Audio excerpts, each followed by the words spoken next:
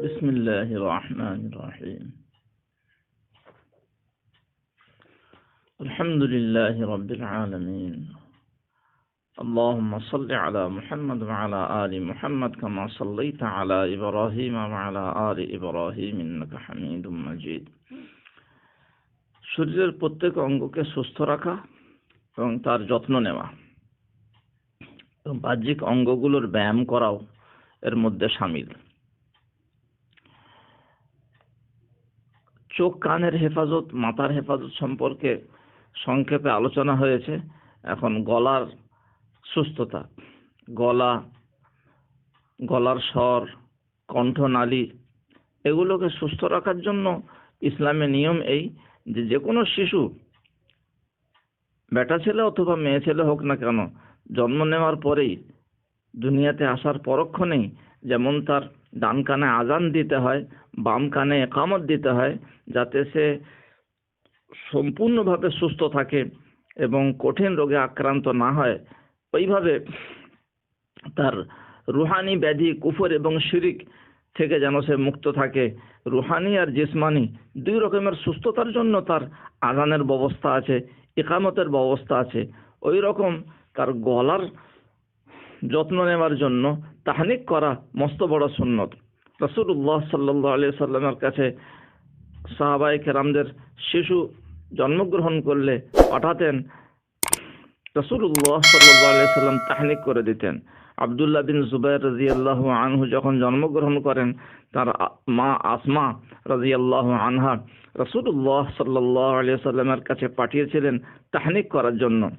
রাসূলুল্লাহ সাল্লাল্লাহু আলাইহি সাল্লাম খোরমার নরম অংশটি চিবিয়ে ডান হাতের বুড়ো আঙুলের সোজা দিকে লাগিয়ে তার টাকরায় দিয়ে দিয়েছিলেন।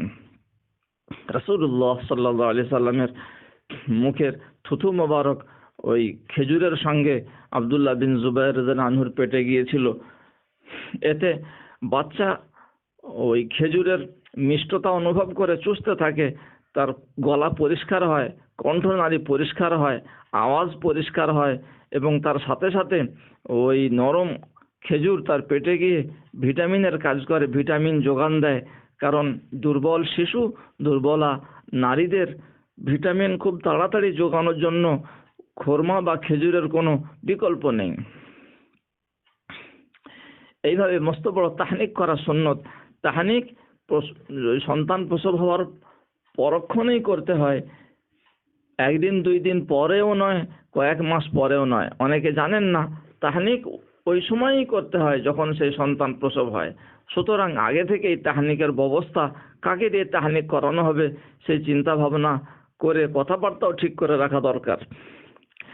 যদি কোনো সেই রকম বুজুর্গ আলেমকে পাওয়া না যায়, বাধ্য হয়ে বর্তমান যুগে যেমন হাসপাতাল বা নার্সিংহোমে বাচ্চা প্রসব হয়, সেখানে অন্য কেউ যদি না থাকে তো বাচ্চার মা আগে থেকে তৈরি থাকবেন, তার কাছে ওই রকম নরম খেজুর, যে খেজুর দিয়ে আমরা রমজান মাসে রোজা ইফতার করি, ওই রকম নরম খেজুর আগে থেকে তার খোসার খসখসে অংশটা ছাড়িয়ে তৈরি করে রাখতে হবে, যেন সেই বাচ্চার আম্মাজি নিজেই কমপক্ষে তাহনিক করাতে পারেন। তাহনিকের অনেক উপকারিতা আছে, সেগুলি বললে কথা অনেক দীর্ঘ হয়ে যাবে, লম্বা হয়ে যাবে। তো তাহনিক এই গলার সুস্থতার জন্য একটি মস্ত বড় মসনুন নিয়ম। এইভাবে সারা জীবন যখনই মানুষ পানি খাবে তখন সে চুষে চুষে পানি খাবে। ছোট বাচ্চার জন্য মায়ের দুধ খাওয়া এটা পুরো শরীরের জন্য স্বাস্থ্যের কারণ, এবং গলা, কণ্ঠস্বর ইত্যাদির জন্য মায়ের প্রথম দুধ থেকেই খাওয়া শুরু করবে, এবং মায়ের দুধই বাচ্চার সবচেয়ে উপাদেয় খাদ্য। মায়ের দুধের কোনো বিকল্প নেই, এবং মা যদি বাচ্চাকে দুধ পান করান তো আল্লাহ পাকের তরফ থেকে ওই মায়ের শরীরেও বরকত হয় এবং চেহারায় নূর এবং উজ্জ্বলতা প্রকাশ পায়। এবং এর বিপরীত যদি কোনো মা নিজের বাচ্চাকেও দুধ পান করাতে না চান, তাহলে পরে আল্লাহ পাকের ওই রহমত থেকে বঞ্চিত থাকেন। অনেক সময় ওই দুধের জায়গায় এবং স্তনে কোনো মহাব্যাধি আল্লাহ পাক দিয়ে দেন অসন্তুষ্ট হয়ে। গলাকে এবং কণ্ঠস্বরকে সুস্থ রাখার জন্য আজীবন পানি সুন্নত তরিকায় পান করতে হয়। ঢোক ঢোক করে এক ঘোঁটে এবং খুব তীব্র গতিতে নয়, বরং চুষে চুষে পান করা। খাওয়া দাওয়ার অধ্যায়ে এই বিষয়টি পার হয়ে গিয়েছে। আলী রাদিয়াল্লাহু আনহু থেকে খুব বিখ্যাত হাদিস বর্ণিত আছে যে আলী রাসূলুল্লাহ সাল্লাল্লাহু আলাইহি সাল্লাম বলেছেন, ইয়া আলী লা তাউব্বাল মা আব্বান বাল মুসাল মা মাসান ফাইনাল আব্বা ইউরিসুল কুবাদ। পানি যখন পান করবে ঢোক ঢোক করে তীব্র গতিতে অনেক পানি একসাথে পান করবে না, বরং চুষে চুষে পান করবে। ঢোক ঢোক করে খুব তীব্র গতিতে জোরে জোরে পানি পান করলে কলিজার রোগ হয় এবং বুকে ব্যথা হয়। এই জন্য এতে অনেক রোগ থেকেও মুক্তি পাওয়া যায়, গলাও পরিষ্কার থাকে চুষে চুষে পান করলে। যারা পানি চুষে চুষে পান করেন তাদের গলাও পরিষ্কার থাকে, কাশির রোগ থেকে তারা মুক্ত থাকেন।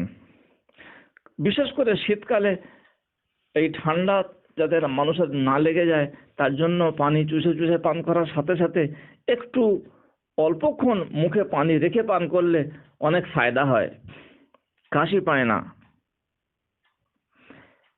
তারপর উজু করার সময় মেসওয়াক যেমন আমরা দাঁতে করি, দাঁতের উপর দাঁত পরিষ্কার করার জন্য মেসওয়াক করি, দাঁতন করি, ওই রকম মেসওয়াক জিভের উপরেও করতে হয়। জিভের উপরেও মেসওয়াক করা মস্ত বড় সুন্নত। এতে জিভ পরিষ্কার থাকে, হজম শক্তি ভালো থাকে, কণ্ঠস্বর পরিষ্কার থাকে, আরও অনেক ফায়দা আছে। কিন্তু আমরা অনেকেই জানি না, এই জন্য শুধু দাঁতে মেসওয়াক করি, দাঁতের উপর দাঁতন করি, কিন্তু জিভে দাঁতন করি না। রাসূলুল্লাহ সাল্লাল্লাহু আলাইহি সাল্লাম নিজে তিনি যেমন দাঁতকে পরিষ্কার করার জন্য দাঁতন করতেন, ওই রকম জিভের উপরেও মেসওয়াক করতেন এবং যথেষ্ট জোরে জোরে জিভের উপর মেসওয়াক করতেন। ও ও শব্দ বের হতো, এটা হাদিসে আছে। মুসলিম জননী হযরত আয়েশা রাদিয়াল্লাহু আনহারও নিজের আমল এই বিষয়ে বর্ণিত আছে। হযরত আয়েশা রাদিয়াল্লাহু আনহা তিনি নিজেও যেমন দাঁত পরিষ্কার করার জন্য মেসওয়াক করতেন, ওই রকম জিভের উপরেও জিভ পরিষ্কার করার জন্য মেসওয়াক করতেন। ঠিক ওইভাবেই যেমন রাসূলুল্লাহ সাল্লাল্লাহু আলাইহি সাল্লাম করতেন, তাতে ও ও শব্দ হতো। তার তাবেঈ ছাত্ররা এই বর্ণনা করেছেন। অনেক মা বোনেরা মস্তুরাতরা মেসওয়াকই করেন না, তারা মনে করেন মেসওয়াক করা শুধু পুরুষদের আমল, নারীদের আমল নয়। তো মেসওয়াক করলে যেমন মেসওয়াকের সাথে উজু করলে যেমন নামাজের সওয়াব বেড়ে যায় 70 গুণ, এছাড়া দাঁত পরিষ্কার হয়, আল্লাহ পাক সন্তুষ্ট হন, শয়তান অপদস্থ হয়, এছাড়া প্রচুর এর ফায়দা আছে। মওতের সময় কলেমা নসিব হওয়ার কথা ফাজাইলে আমলে আছে। আর গলা পরিষ্কার থাকে, কণ্ঠস্বর পরিষ্কার থাকে, মেসওয়াকের একটি অনেক বড় গুণ। এমনকি রাসূলুল্লাহ সাল্লাল্লাহু আলাইহি সাল্লাম ইন্তেকালের একটু আগে মেসওয়াক করেছেন।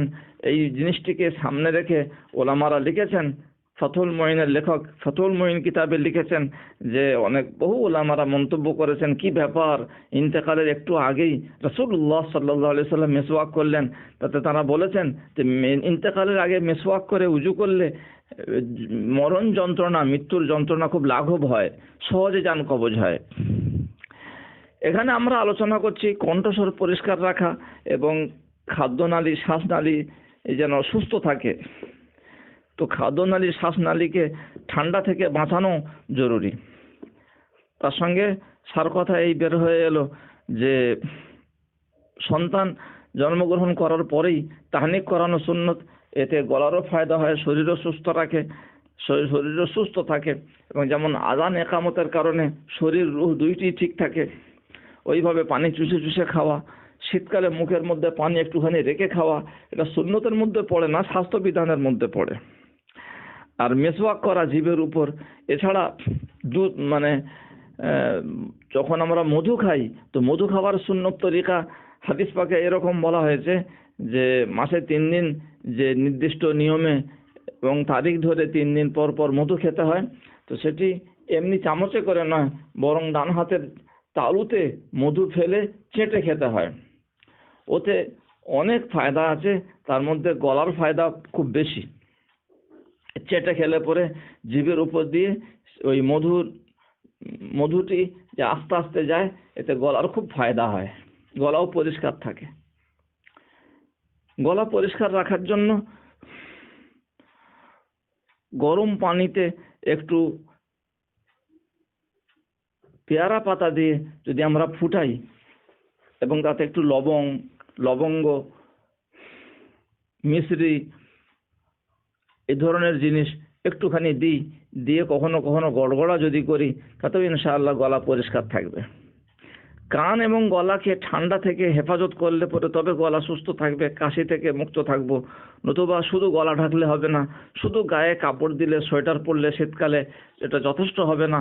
কারণ কানে ঠান্ডা লাগলে, কানে হাওয়া লাগলে, কানে যদি ঠান্ডা হাওয়া ভালোভাবে লাগে তাহলে পরে এখানে কাশি পাবেই, যদিও মানুষ গলা ঢেকে থাকে। কানের সঙ্গে গলার অবিচ্ছেদ্য সম্পর্ক আছে, এই জন্য নাক কান গলার ডাক্তার একই জন হন। এই তিনটি অঙ্গের খুব যোগাযোগ আছে। তো গলাকে হেফাজত করার জন্য তাহনিক, চুষে চুষে পানি পান করা, দাঁতের উপর মেসওয়াক করার সাথে সাথে জিভের উপর মেসওয়াক করা, আর মধু খাওয়ার সময় ডান হাতের তালুতে মধু ফেলে চেটে খাওয়া এবং গলা কানকে ঠান্ডা থেকে বাঁচানো। এছাড়া টক জিনিস গলাকে সুস্থ রাখার জন্য, মানে কণ্ঠস্বরকে ঠিক রাখার জন্য কিছু জিনিস বর্জন করতে হয়। যেমন কোল্ড ড্রিঙ্কস খাওয়া, খুব টক খাওয়া, কলা, এগুলো খেলে কলা, টক জিনিস, কোল্ড ড্রিঙ্কস যদি আমরা খাই তো গলা বসে যায়। এভাবে ঠান্ডা লাগলেও গলা বসে যায়। যাতে গলায় ঠান্ডা না লাগে, বুকে না ঠান্ডা লাগে তার ব্যবস্থা করা।